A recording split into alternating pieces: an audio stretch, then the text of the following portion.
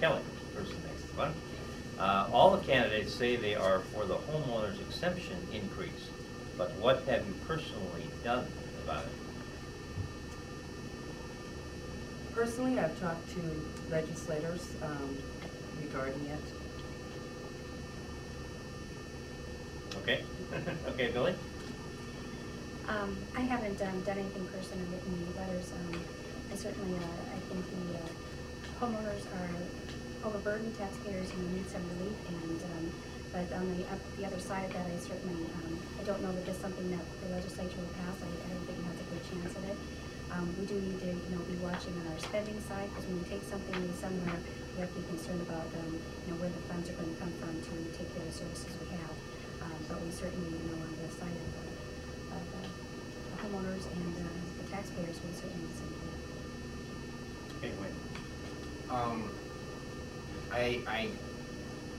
I see it more as an insult in reference to the property owners. If anybody that's a property owner has been a property owner in this area for the last 3, 4, 5 years, has seen an increase in their property assessment in reference to their homes at a rate that is way more than them going, well, we'll go from 10,000 to 25,000. Oh wait, let's make it 50. It's almost as if they're trying to throw the homeowner a bone for speaking out in reference to the tax assessment and the current tax burden that's being placed on the homeowner. And I think instead of doing that exemption, they need to come up with a more fair tax system across the board, lowering the burden on the homeowners and making it more equitable for everybody that lives in the borough. Okay, thank you. Wolfgang. Well, it's another question I could answer for a long time.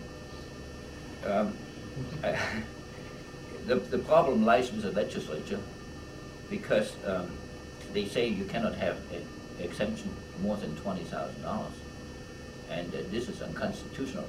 I'm the guy that says the Constitution is a law, and the Alaska Constitution demands for the legislature to provide for maximum local self-government. And if the legislature tells the local government you can have only $20,000, they're telling the local government how to run their business. So I have a petition that will encourage the legislators to eliminate that last sentence of the particular statute, which is 294550, because this is what's necessary to do. Now, if they do it, it's another question, because the problem is that they don't want to do it. And they, like on the Senate Finance Committee, and Tammie listened to that or she'll testify it, that the bill was introduced as House Bill 122, and when Joe Thomas testified to that, he said, well, forget about it this time, let the people have a sales tax first, and then we will talk about more. So this kind of stuff is going around, and it is opposed by just about everybody, maybe except for a Kawasaki from our. And it's a battle that needs to be fought on a whole state level. And this is why I have that petition. The only way those guys in Juneau listen, if they come up next year for re-election, and we have maybe 30,000 signatures, and these people know about it, then they might change their mind. And eliminate that last sentence. That needs to be done. Yeah, well, there's more to say, and I think Okay. Tammie's the next one. Tammie, Tell that. Then I tell the truth about Joe Thomas. Yeah, I actually testified when Senator Thomas brought it up, and he had the 100,000 exemption.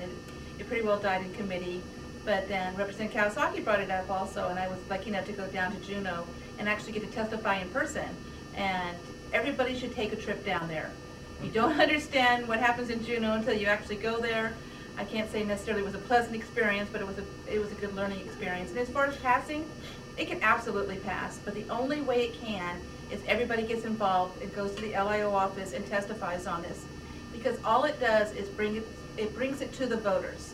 So if the borough doesn't want it at 50,000, they want to try 30 or 40,000.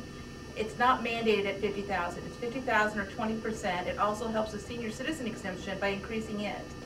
And it's another way for us to be able to offset commercial property from residential and get a little bit more of a tax break. But things can always happen, but we have to be involved to get it to go.